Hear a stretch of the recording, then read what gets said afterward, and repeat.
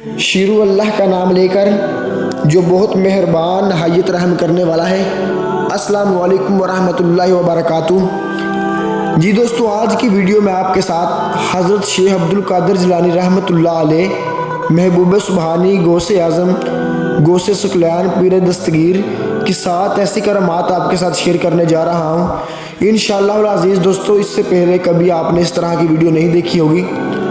دوستو، یوں تو حضور غوث اعظم کی کرامات کو علماء نے بہت ہی تفصیل سے لکھا ہے، لیکن آج غوث اعظم کی بچپن کی 7 سب سے عجیب کرامات، جن کو سننے کے بعد یقیناً آپ بھی حیرت میں مبتلا ہو جائیں گے۔ دوستو، ویڈیو کو آخر تک ضرور دیکھنا تاکہ آپ اس طرح کے علم سے محروم نہ رہ سکیں۔ نمبر 1 پر آپ رحمت اللہ علیہ ابھی اپنی ماں کے پیٹ میں تھے، اور ماں کو جب چھینک آتی اور اس پر وہ الحمدللہ کہتی تو آپ رحمت اللہ علیہ پیٹ ہی میں جواباً یرحمک اللہ کہتے۔ نمبر 2 پر آپ رحمت اللہ علیہ یکم رمضان المبارک بروز پیر صبح صادق کے وقت دنیا میں جلوہ گر ہوئے۔ اس وقت آپ کے ہونٹ مبارک آہستہ آہستہ حرکت کر رہے تھے اور اللہ اللہ کی آواز آ رہی تھی۔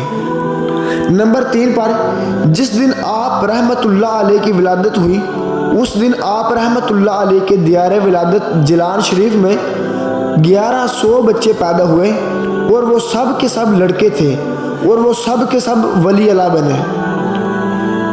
نمبر 4 پر جب آپ رحمت اللہ علیہ پیدا ہوئے تو آپ نے پیدا ہوتے ہی روزہ رکھ لیا، اور جب سورج غروب ہوا تو اس وقت آپ نے اپنی ماں کا دودھ نوش فرمایا۔ سارا مہینہ آپ رحمت اللہ علیہ کا یہی معمول رہا۔